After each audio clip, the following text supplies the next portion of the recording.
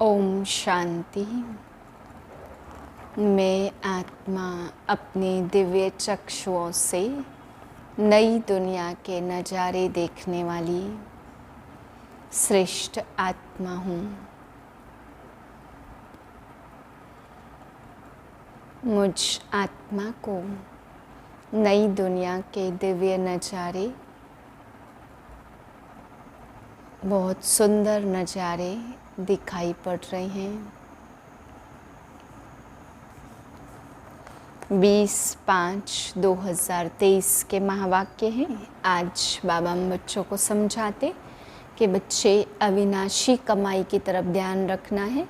कई बच्चे ज़्यादा लोभ लालच में चले जाते तो अविनाशी कमाई से वंचित रह जाते। इसलिए बाबा कहते हैं बुद्धि विनाशी कमाई की तरफ ज़्यादा नहीं भगानी है। फिर बाबा समझा रहे तुम बच्चों को मैं ब्रह्मांड का और विश्व का मालिक बनाता हूँ, तो फिर भी तुम्हें इतनी खुशी इतना नशा क्यों नहीं चढ़ता है। फिर बाबा समझा रहे मैं आकर के तुम्हें कहता हूँ मुझे याद करो, जिससे तुम सद्गति को प्राप्त करेंगे। बाकी कोई राम को, कोई हनुमान को, कोई कृष्ण को, अनेकों की भक्ति करते, अनेकों को याद करते, तो बाबा ने कहा ये तो है भक्ति, इससे सद्गति प्राप्त नहीं होती है। लेकिन तुम बच्चे मेरा बनते और एक को याद करते हो तो बाबा कहते हैं सद्गति प्राप्त हो जाती है। फिर बाबा ने आज समझाया कई बच्चे ये समझते कि ज्ञान में आने के बाद हमको घाटा पड़ा, बहुत नुकसान हो गया। बाबा कहते बच्चे घाटा फ़ायदा तो दुनिया में होना ही है। आज कोई वजीर है, शूट हो गया तो खलास। आज कोई बैरिस्टर है, शरीर छोड़ दिया तो अगले जन्म में पता नहीं क्या बनेगा। बाबा कहते घाटा फ़ायदा तो होना ही है। किसकी धूल में दबेगी, किसी का राजा खा लेगा, किसी के साथ कुछ होगा। पर बाबा कहते तुम्हें फ़ायदा इस जन्म का नहीं देखना, इस जन्म में तो सबका घाटा ही घाटा होना है, क्योंकि विनाश होना है, कलयुग का अंतिम समय है। पर आगे अगले भविष्य के लिए तुम अपना जमा कर रहे हो, फ़ायदा कर रहे हो। मीठे बच्चे, यह ज्ञान बड़े मज़े का है। तुम हर एक अपने लिए कमाई करते हो, तुम्हें और किसी का भी ख्याल नहीं करना है। अपनी इस देह को भूल कमाई में लग जाना है। प्रश्न है अविनाशी कमाई करने की विधि क्या है? इस कमाई से वंचित कौन रह जाता है? उत्तर है यह अविनाशी कमाई करने के लिए रात को व अमृत वेले जागकर बाप को याद करते रहो। विचार सागर मंथन करो। कमाई में कभी उबासी या नींद नहीं आती। तुम चलते फिरते भी बाप की याद में रहो तो हर सेकंड कमाई है। तुम्हें इंडिपेंडेंट अपने लिए कमाई करनी है। जो उस विनाशी कमाई के लोभ में ज़्यादा जाते वह इस कमाई से वंचित हो जाते हैं। गीत है जाग सजनिया जाग। ओम शांति। बच्चों ने गीत सुना, बुद्धि में बैठा, साजन कहो बाप कहो। उनको पतियों का पति क्यों कहा जाता? अंग्रेजी में ब्राइड्स भी कहते, साजन को ब्राइड ग्रूम कहते। वह है निराकारी साजन।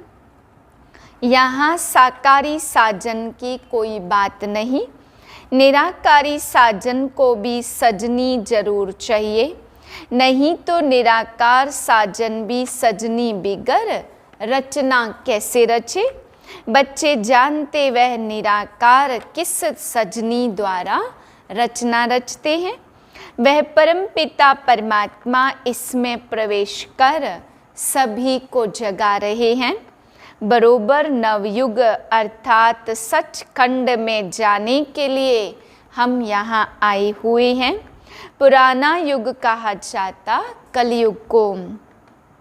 बच्चों को सम्मुख जितना मज़ा आता उतना सेंटर्स पर नहीं।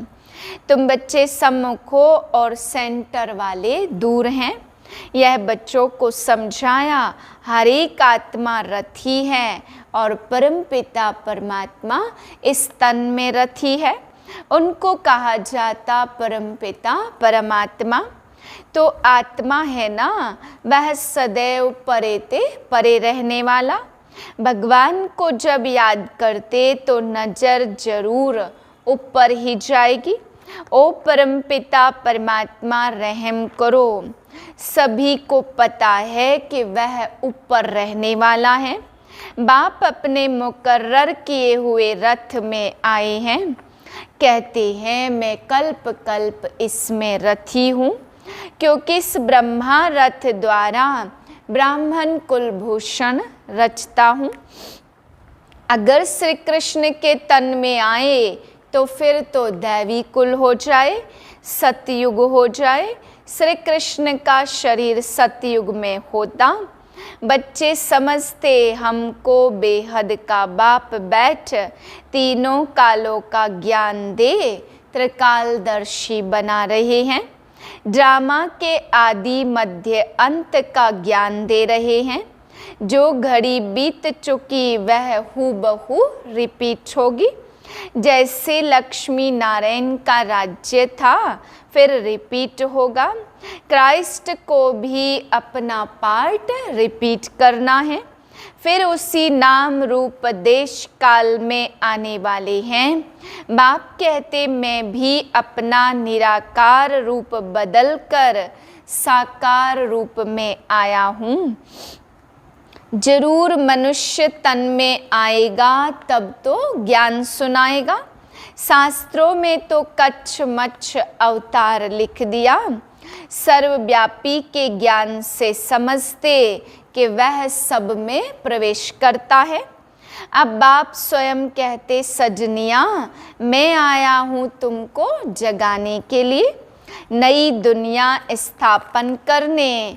तो दुनिया समझती है नवयुग आने में 40,000 वर्ष लगे हैं। यह मनुष्यों की बड़ी भूल है। अभी बच्चे निश्चय बुद्धि हो गए हैं। दुनिया वालों के लिए जरूर नया ज्ञान है। सतयुग में देवी देवता होंगे और धर्मों का भी पता नहीं रहेगा। अभी और सब है पुराने धर्म। नया देवी देवता धर्म गुम हो गया। वहाँ तुमको यह पता नहीं रहेगा कि लक्ष्मी नारायण के बाद कोई राम का राज्य आने वाला है। जो कुछ होता जाएगा तुम देखते जाएंगे। फिर कहेंगे एडवर्ड द फर्स्ट सेकंड। पीछे वालों को यह मालूम रहेगा कि फर्स्ट सेकंड एडवर्ड होकर गए हैं। आगे फिर कब होंगे? ड्रामा का पार्ट इमर्ज होता रहेगा। ड्रामा की नॉलेज बाबा ही समझाते। बच्चों को सीनरियाँ देखने में आती हैं।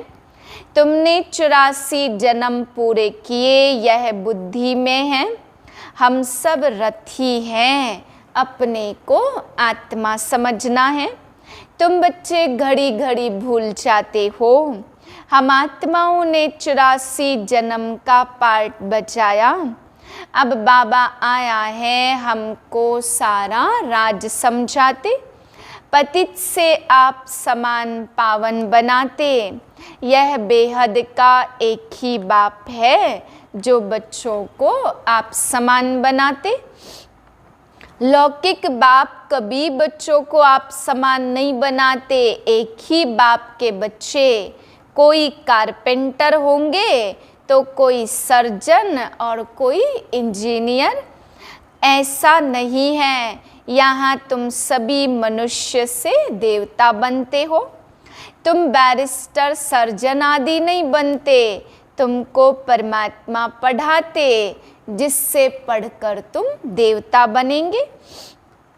ऐसा स्कूल कहाँ भी नहीं देखा होगा जो सब कहे हम सो देवता पद पाने के लिए पढ़ रहे हैं। दिन प्रतिदिन वृद्धि होती रहेगी, फिर मकान भी वृद्धि को पाते जाएंगे।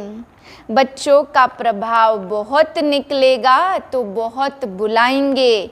यहाँ आकर मनुष्य से देवता बनाने का राजयोग सिखाओ। रात को अथवा अमृत वेले जागो, इसमें बहुत कमाई है। मनुष्य जो बहुत कमाई करने के शौकीन होते, उनको रात को भी ग्राहक मिल जाते तो जागते हैं। मनुष्य को संपत्ति 24 घंटे मिल जाए तो फिर नींद भी फिटा देते हैं। कमाई में फिर नींद नहीं आती, कमाई नहीं होती तो फिर उबासी और नींद आ जाती। कमाई में बहुत खुशी होती है। पैसे बढ़ाने का ही मनुष्य प्रयत्न करते कि हम सुखी रहे, बाकी पेट तो एक पाव रोटी ही मांगता।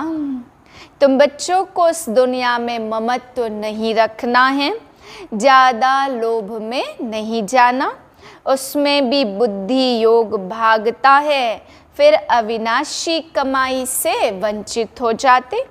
नहीं तो इस कमाई का बहुत ख्याल रखना, तुम्हारी कमाई सेकंड बाय सेकंड है। फिर अगर चलते फिरते बाप को याद करो तो बहुत भारी कमाई है। और कमाइयाँ ऐसे चलते फिरते होती हैं क्या? यह तो वंडरफुल कमाई है।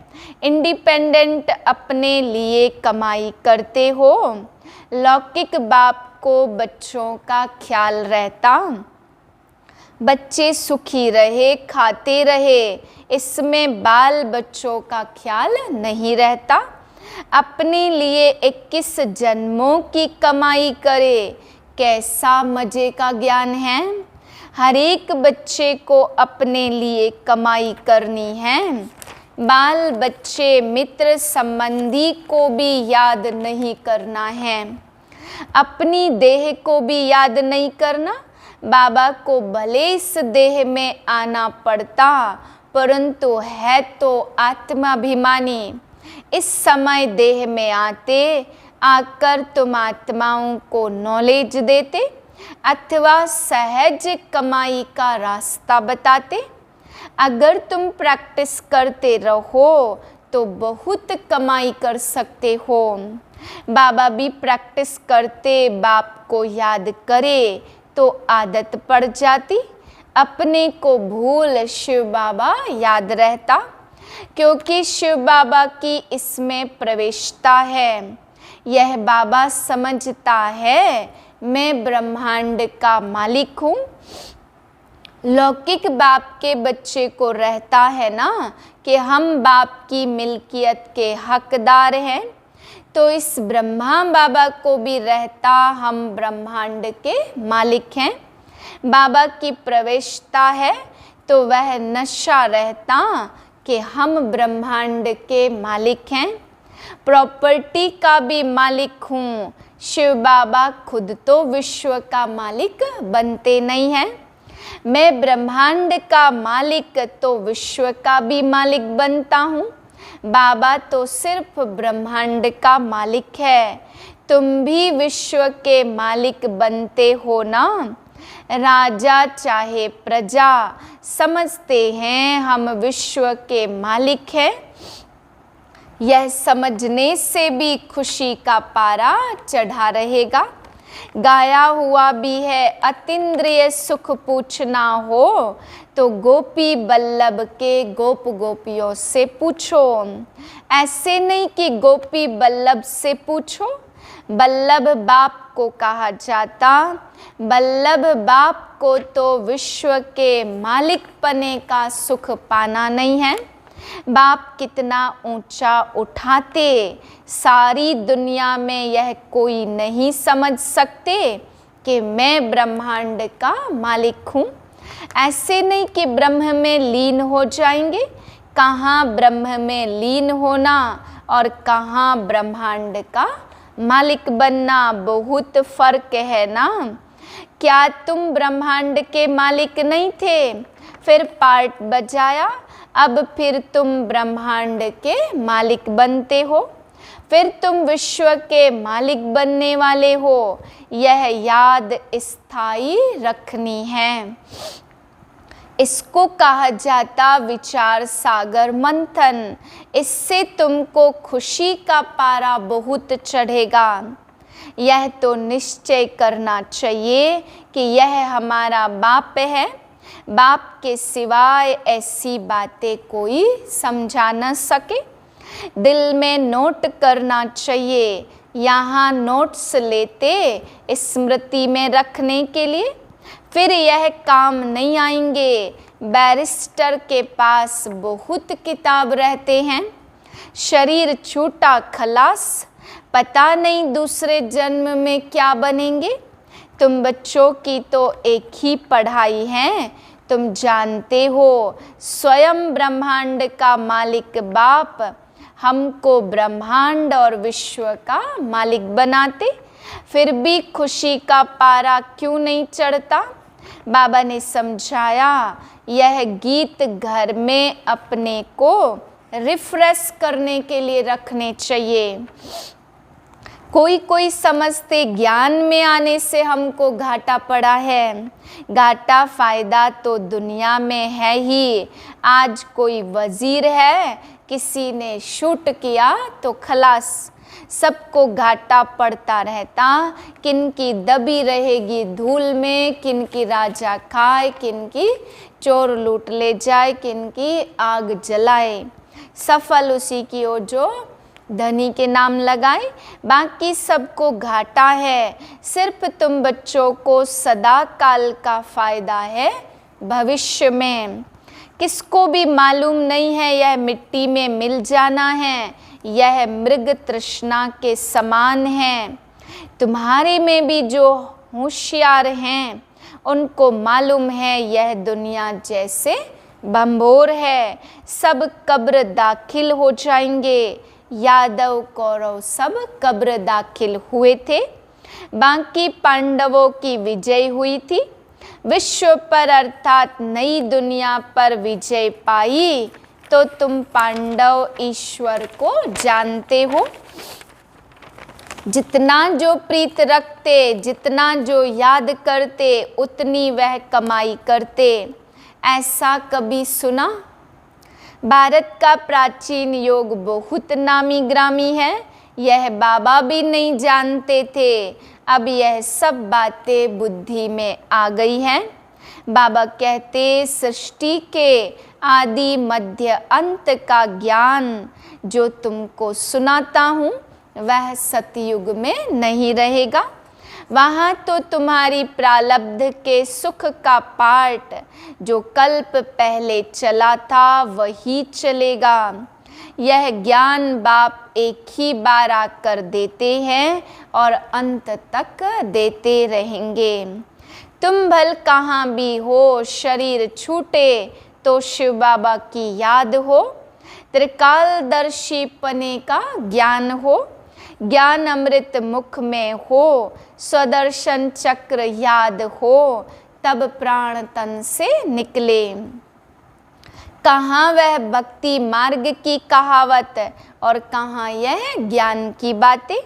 मनुष्य जब मरने पर होते तो हाथ में माला देते, कहते राम राम कहो तो सदगति हो जाएगी।